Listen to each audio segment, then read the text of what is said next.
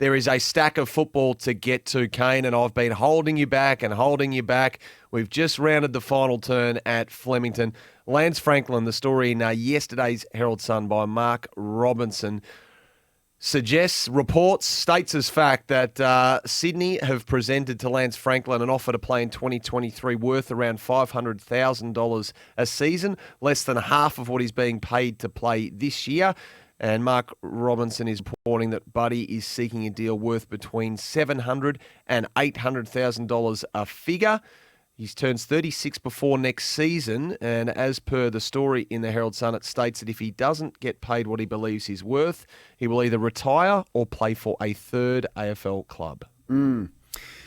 Yeah, I was shocked to read it, really, yesterday, and how these stories get leaked to the media. Clearly, it's not difficult to see how this one has been leaked. Now, it would be someone you would think in the Franklin camp that has linked this to the media, but it's clearly not Sydney that have done it, so you would know more than me about how these stories sort of find themselves in the public domain, but I feel like it is would have to be from the Franklin camp because there's nothing to gain from Sydney, but I don't think it's done him any favours, Lance Franklin. If that was the aim of leaking this story, is to try and get Sydney to increase their offer, then I think it's going to do the opposite. So just on this, at the start of the year, Mark Robinson had Buddy Franklin ranked as the 11th best player in the competition, and I sort of discussed this with Kingy. I said, look, unbelievable. He's going to be a legend in the Australian Football Hall of Fame, but he's not in the top 50. And he's not. He's not a top 50 player in the game. So I looked up his ranking according to Champion Data. Now, I don't fully buy into the Champion Data rankings, but it is a guide and it is a base and it's a tool that you can use. He's the 187th ranked player in the game right now, Buddy Franklin. He is an average footballer by the measure that you would use to rank others. And the average wage is about $370. So even if he's just a touch above average on what he's delivering now as a 36-year-old, which is a fair effort, mind you, then he's about somewhere between 400 and 500, you would think. So I think that's a pretty fair offer from Sydney. The other part to this is that it's the biggest contract to that point in the history of the game, and for the season 2019 and 2020, he played 10 games for 2 years. Does Sydney go and ask for a check back from Buddy for the 2020 season where he didn't play a game? Yeah. No, they don't. So I just think there needs to be some goodwill in these things. And even the reports out of Adelaide this week that Taylor Walker was offered a much higher contract for 2 years, but he ended up saying, Adelaide were pretty good to me throughout that that disastrous period for Tex about 12 months ago. So I'm going to reward them by staying for less and staying for a year, backing myself in to play on the edge for another season, and then hopefully in 12 months' time I'm in a position to renegotiate again. I don't think it's a bad thing if Franklin leaves Sydney. So there's no way I would be upping this offer. I think 500 is fair. I wouldn't be giving him $1 more than that. And if he does leave, you've got a young key forward who you've invested in and plays much better when Franklin's not there in Logan McDonald than when he is there. They're not as reliant on Franklin. They've had good success when he isn't in the team, and they're not as one-dimensional when he plays in the team. Franklin, because of who he is, naturally draws the football. So this has been, not a great story for Buddy Franklin and his team that this has been linked to the media. And I think Jared Healy called it unedifying yesterday on Sports Day Victoria, and I'd have to agree with that. But by any measure, he's not a $700,000 to $800,000 player, and you would be crazy for another club, a third club, to pay him that sort of figure. There's no way that figure is out there from any other club. It just wouldn't be. It's an extraordinary development, isn't it? As we said before the break, after all this time, after all this money, the fact that the AFL made the Swans sign stat decks to say the Buddy would see out the contract as it was written. The league was furious at the time. Of course, it led to the abolishment of Kohler at Sydney. And then after all that, he could walk out due to money. And you're right, PR-wise, it's going to be really hard for him to win. And his management setup's so curious as well. So his wife Jacinta's now about to become an accredited AFL agent. I think Aaron Finch, his manager, who succeeded, I think, Liam Pickering before that, does his day-to-day football sort of stuff. So I'm not sure if anything's going to change there. And a lot of people off the text trying to draw the link between Jacinta becoming a player manager and next minute Buddy's being lowballed. I'm not sure if it's that simplistic. But given what he brings in the club, so I find him really hard to value now, to be honest, because he still kicked this year. He still had a pretty solid season. He's kicked Solid, 34-20 from 14 games, 51 goals last season. He had his injury issues in 2019. The contract really back-ended, by the way. So last year, paid in the vicinity of $1.5 million and somewhere around $1 million this year as the way the contract was set up. So I thought, how do we value this guy? So I rang a few player managers and I said, if you were managing Lance Franklin, does this figure sound correct? And to a man, they said, yes, this is what they would be asking for. And I said, what he's asking for is between the correct figure. 7 and 800 is the figure that these player managers I spoke to, and there was a few of them say they would ask for. They weren't surprised in the least. And when I pushed them on it, they said all the things that he brings in, all the things we can't quantify, like gate takings, merchandise, the coverage up there, the membership that he would generate, and the fact that you don't want to disrespect a player like Lance, who has been so good for so long. It's a real delicate one for Sydney. But I'm like you, I looked at it on paper and thought, surely he can't be commanding that sort of wage with the risk being so high.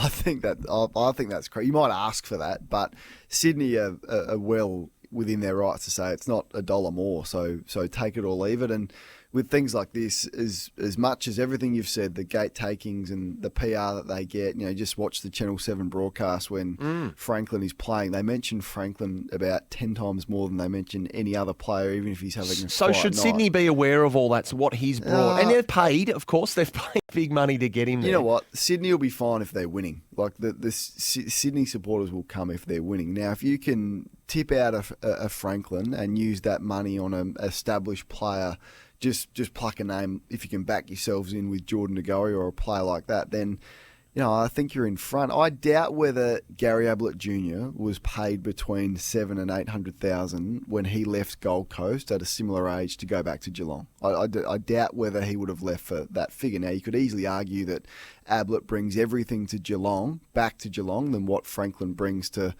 Sydney. Now, I'm not aware of that because player wages aren't public. They should be.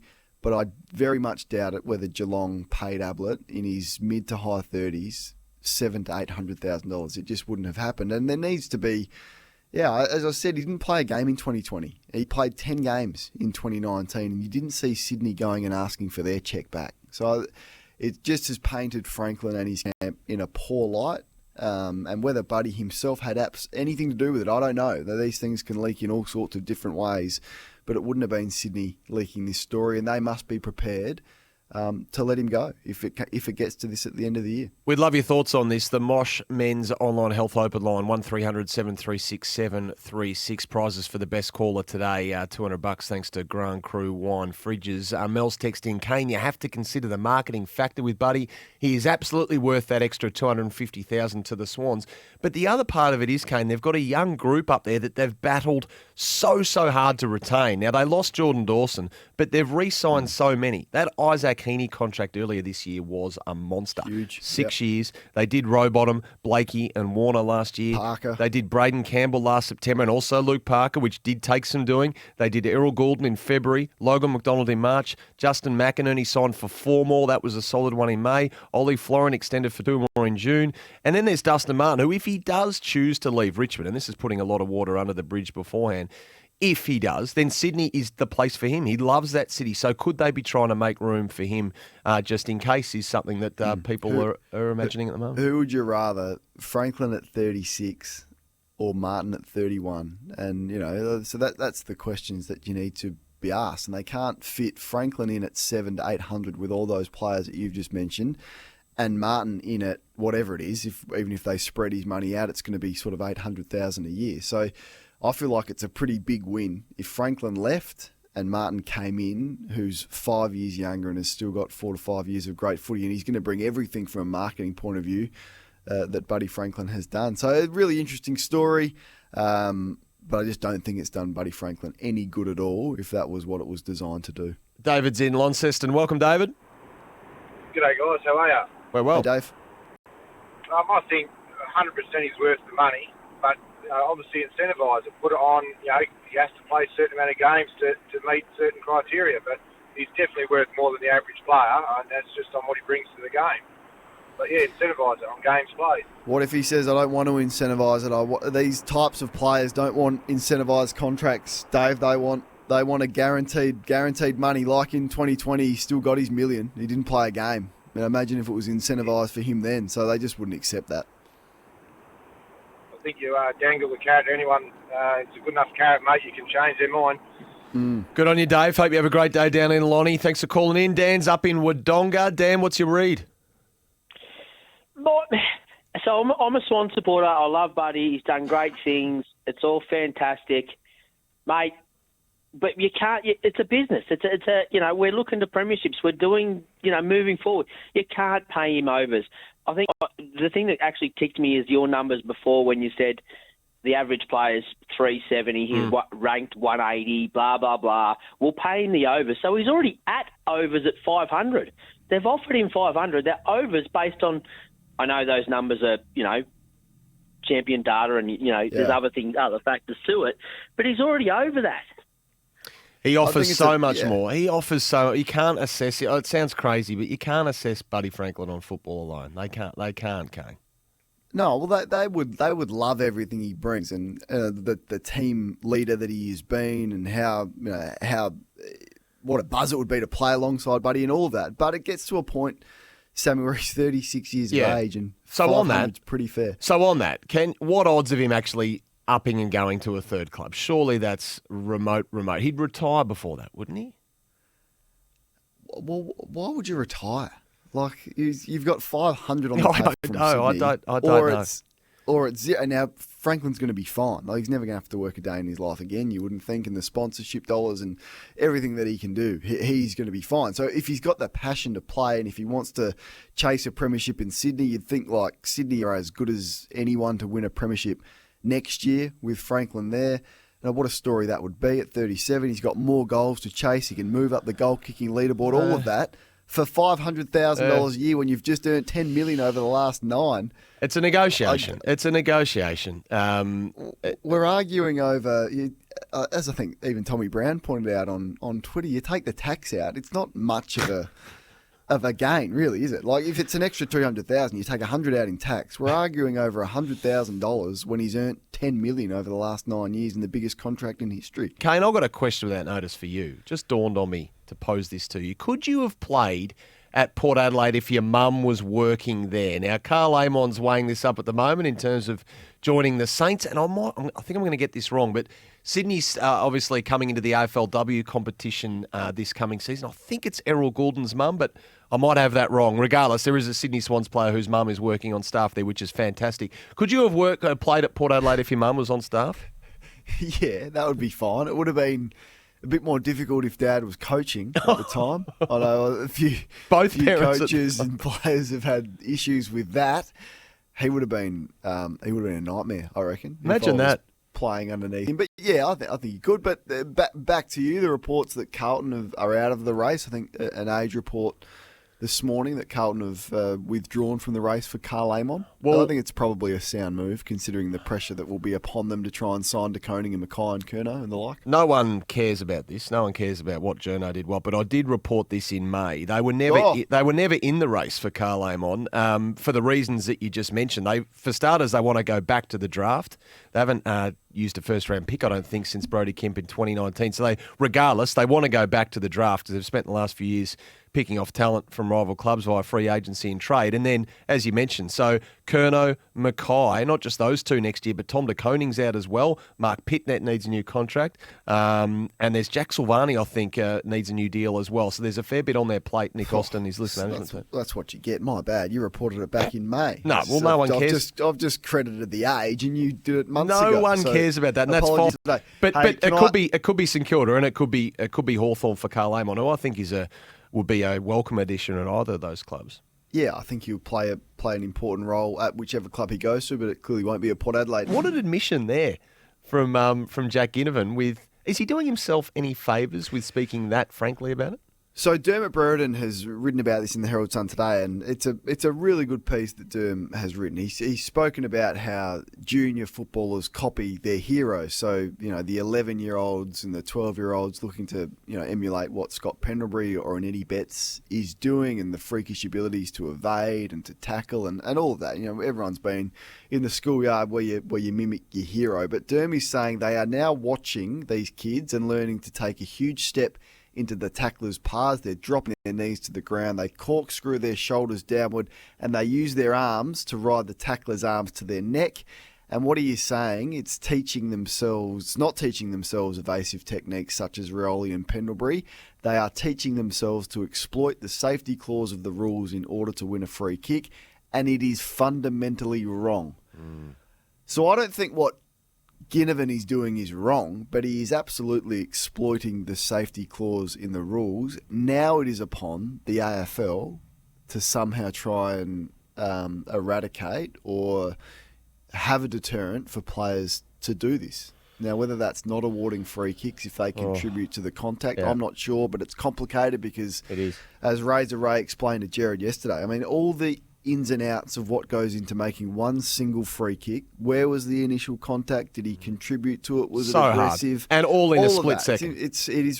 I think it's one of the biggest rule challenges that the AFL are currently facing. Because Derm's right, there'll be thousands of 11 and 12-year-olds playing junior footy this weekend that'll do the Ginnivan or do the Selwood shrug and try and get a free kick like that. And it's not a new opinion that Derm suddenly formulated. He has been among the most fierce critics of that side of Joel Selwood's game. Loves the rest of it, just never liked the fact that he lowered the knees at times or leant into tackles or however you want to term it. So Derm has been strong on this for a long period of time. And he makes a good point in that we don't want it to catch on en masse with everyone ducking and dropping and carrying on. I think the game would be poorer if that was the path that we went down, but it's a complicated one and a complex one to adjudicate. Nightmare for the umpires, Kane.